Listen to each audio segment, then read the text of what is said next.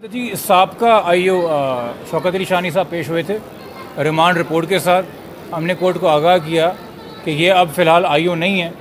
अदालत ने इसलिए कि अभी तक एक नया आईओ अपॉइंट नहीं हुआ है, तो आप समझ लें कि एक ट्रांजिटरी पीरियड के लिए कस्टोडियन ऑफ फाइल जो हैं वो साबका आईओ हैं, और जो कि रिमांड एक्सटेंड करना होता है मुलज़िमों का जो जेल में है, तो उनसे रिमांड रिपोर्ट एक्सेप्ट कर ली है।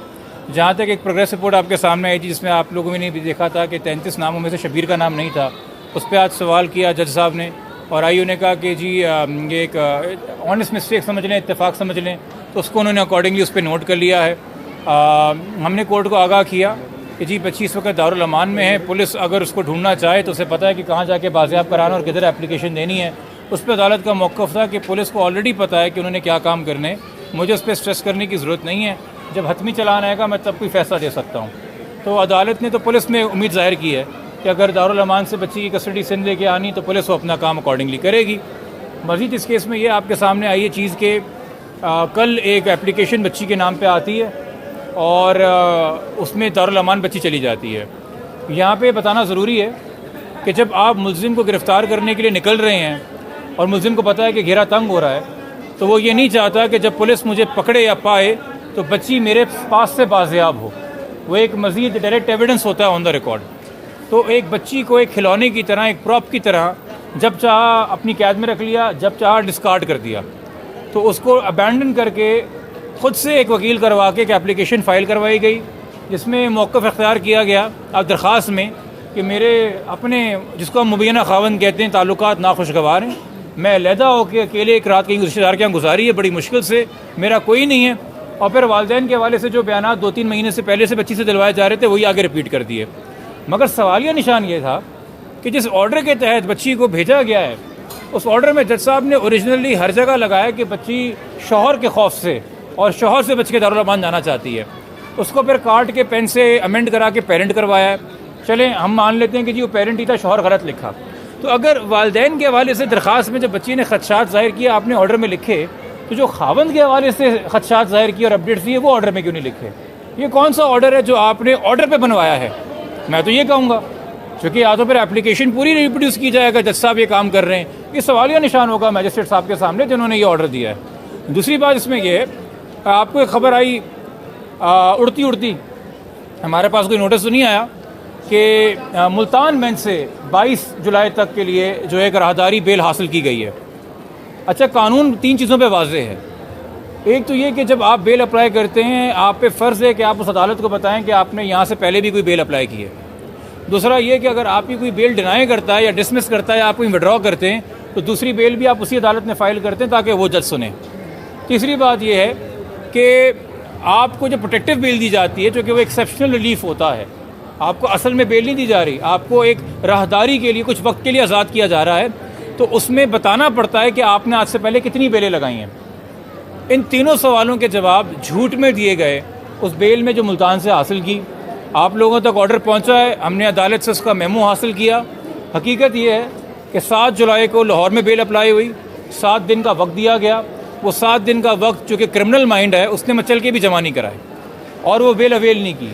उसके बाद 14 को जब वो बेल एक्सपायर होती है तो 15 को वो भावलपुर बेंच पेश होता है और भावलपुर बेंच में को डिस्क्लोज़ करता है कि जी मैंने लाहौर बेल अप्लाई की थी, मुझे 7 दिन मिले थे, मगर मैं किसी वजूहात की वजह से नहीं जा सका कराची।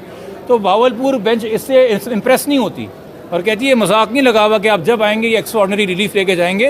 तो चूँकि वो एंटरटेन नहीं कर रहे थे, इन्होंने विड्रॉ कर लिया after arguing at some length. उसने फाइनलिटी अचीव कर ली थी। इनको दोबारा कोई बेल अगर लगानी थी तो भावलपुर लगाते, मगर इनको ये बात समझ में आ गई कि अगर हम अब लाहौर हाई कोर्ट की किसी भी बेंच को ये बताएंगे कि हम एक बेल अवेल कर चुके हैं और तब भी कराची नहीं गए तो मुश्किल होगी। तो जब ये मुल्तान गए हैं, इन्होंने ना लाहौर की बेल का बताया ना भावलपुर की बेल का बताया, बल्कि ऊपर से आगे बढ़ के ये झूठ बोला कि मेरे वकील साहब जो आज आपके सामने यहाँ मौजूद थे, जिन्होंने ये सर्टिफिकेट तैयार किया अपने नाम से मुल्तान बेंच में कि पहली बेल है, ये फ्रॉड ऑफ द जो कोर्ट है उसमें एडवोकेट साहब एसोसिएशन असिस्ट कर रहे हैं, उसमें ये मौक़िफ़ इख्तियार किया गया कि चूँकि मेरे वकील साहब भावलपुर में बहुत मशहूर हैं, तो पुलिस को खदशा है कि मैं भावलपुर में ही होऊंगा, तो मैं भावलपुर गया ही नहीं और मैंने भावलपुर बेल फाइल ही नहीं कर सकता, इसलिए मैं मुल्तान आया हूँ। ना सिर्फ आपने छुपाया बल्कि आपने झूठ भी बोला। ये तमाम चीज़ें हम लाहौर हाई कोर्ट के सामने लेके आएंगे। वो बेल रिकॉल करे ना करे वो उनकी मर्जी, बट कम से कम अदालतों से फ्रॉड किया जाए तो as officers of the court हमें तमाम चीज़ें रखनी चाहिए सामने। अब दिन और रात की तरह और हर हफ्ते की तरह एक नया नैरेटिव बच्ची के मुंह से बुलवाया जा रहा है। यकीनी तौर पे ये आपको ही पता है, अगर बच्ची 18 साल की होती तो इतनी लंबी चौड़ी कहानी कि जी खुद गई, टैक्सी में बैठी, किसी को मिली, बसरिया ये हुआ वो हुआ, या जो झूठी एप्लीकेशनें फ़ाइल होती रही पंजाब में, इनकी ज़रूरत नहीं पड़ती। क्राइम छुपाने के लिए क्रिमिनल माइंड ये एक्शंस ले रहा है और लिए चला जा रहा है। और हमें उम्मीद है कि अब वो अगर यहाँ पे आएगा, उसकी बेल आर्ग्यू होगी तो अदालत के सामने जब सब हक़ाइक़ होंगे तो अदालत इंसाफ में मबनी फैसला करेगी। उन्होंने कोई प्रोग्रेस रिपोर्ट नहीं दी जी, उन्होंने रिमांड रिपोर्ट दी है कि जेल में इस वक्त कौन कौन से कैदी जो कि उनका रिमांड एक्सटेंड हो रहा होता है। प्रोग्रेस रिपोर्ट 16 को आई थी, इसमें शबीर का नाम मिसिंग था, और जो 363 जो उन्होंने कम एक दफ़ा आपकी तरफ से लगाने की कोशिश की है वो उन्होंने हरकत की थी। बच्ची जो है वो शेल्टर होम में, अगर बच्ची को यहाँ बुलाया जाता है कोर्ट की तरफ से तो उसका क्या तरीक़ेकार होगा, वो पुलिस बिल्कुल वहाँ जिस मजिस्ट्रेट साहब ने उनको शेल्टर होम भेजा है उस मजिस्ट्रेट साहब को इतलाक़ करके कि हमें इस इन्वेस्टिगेशन में ये चाहिए, वहाँ से उसकी कस्टडी हासिल कर सकते हैं। अब यकीनी तौर पर पाकिस्तान की पुलिस मुझसे तो नहीं प्रोसीजर सीखेगी, वो तो पूरे कौम की रखवाली के लिए हैं। अब अगर हम उनको बताते रहे उन्होंने ड्यूटी कैसे करनी तो ये मजाक होगा। सर ये बताइएगा कि अभी तक कितने मुल्ज़िमान जो है वो गिरफ्तार किए जा चुके हैं और कहाँ से किए कुछ बताया पुलिस ने? ये जी हमारे इल्म में इस वक्त नहीं है। जो उनके सहूलतकार थे 20-22 पे बंदे, तो वो दोबारा इसमें शामिल होंगे? होने तो चाहेंगे जी। वो जब केस ही आपके सामने अब खुला है, जब CDR ही अब आप निकाल रहे हैं, जब मेडिकल बोर्ड ही के ऊपर अब आप यकीन करके वाकई में मान रहे हैं कि बच्ची कम उम्र है, तो पहले तो जो भी आपने कार्रवाई की वो ज़ीरो हो चुकी है। अब आपको सिरे से इसको इन्वेस्टिगेट करना है।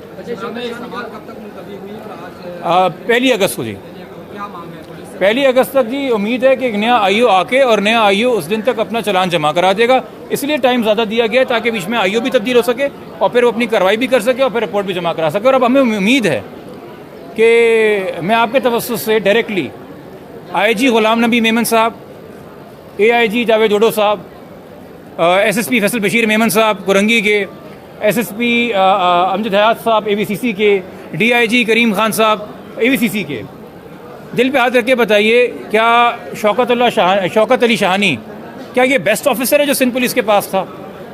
क्या ये बेस्ट मॉडल ऑफिसर है? क्या ये आपका सबसे खूबसूरत चेहरा है इन्वेस्टिगेशन में, तफ्तीश में अदालत को दिखाने के लिए?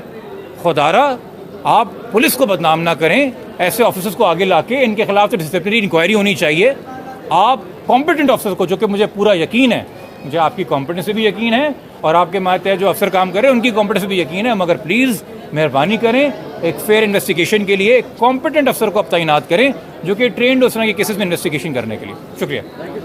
बेसिकली ये एक ज़हीर गैंग की चाल है ताकि सिंध पुलिस जो है वो इसको रिलीज ना करवा सके, लेकिन इसका हमने सदेबाब किया हुआ है। अस्सलाम वालेकुम जी, फ़याज़ रामे आपकी खिदमत में हाजिर है और मैं आपको बहुत अच्छी खुशखबरी एक देने जा रहा हूँ, अपडेट देने जा रहा हूँ। 2000 केस में बड़ी अहम डेवलपमेंट हुई है, वो ये है कि कराची ट्रायल कोर्ट ने जज साहब ने जो इन्वेस्टिगेशन ऑफिसर थे इस केस के, शौकत शानी साहब, उनको हमारी एप्लीकेशन एक्सेप्ट करते हुए तब्दील कर दिया गया है।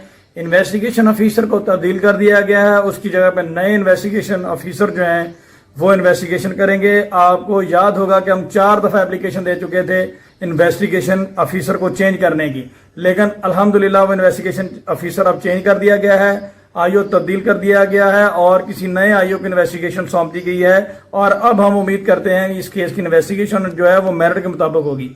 दूसरी न्यूज़ ये चल रही है मीडिया के ऊपर कि दुआ ज़हरा जो है वो अपनी मर्जी से दारुल मान लाहौर में शिफ्ट हो चुकी है और चली गई है। बेसिकली ये एक ज़हीर गैंग की चाल है ताकि सिंध पुलिस जो है वो इसको रिलीज ना करवा सके, लेकिन इसका हमने सदेबाब किया हुआ है, वो मैं अभी यहाँ पे डिस्क्लोज नहीं करना चाहता। इंशाल्लाह कल या परसों तक आपको उसमें अपडेट मिलेगी। ये गैंग अपनी चाल में कामयाब नहीं हो सकेगा और उसके हवाले से क्या लीगल प्रोसीडिंग, क्या लीगल एक्शन लेना है, इंशाल्लाह ये आपको शाम की वीडियो में या नेक्स्ट वीडियो में इंशाल्लाह पता चल जाएगा।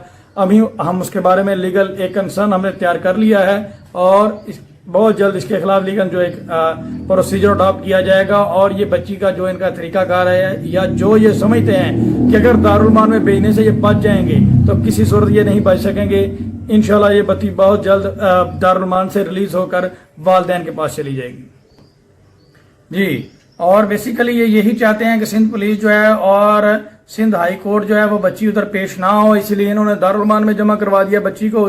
शेल्टर होम में जमा करवा दिया, लेकिन बहुत जल्द ये बच्ची यहाँ से बाजियाब हो जाएगी। इसमें कोई ऐसी परेशानी वाली बात नहीं है और ये गैंग की चाल है और इंशाल्लाह इस चाल को भी हम पहले की चालों की तरह इनको इसमें भी नाकाम करेंगे, जिस तरह से ये पहले दिन से इनका ये काम है, और इंशाल्लाह इसमें भी हम कामयाब होंगे। इसमें घबराने की जरूरत नहीं है और ये बच्ची यहाँ से बाजियाब हो जाएगी।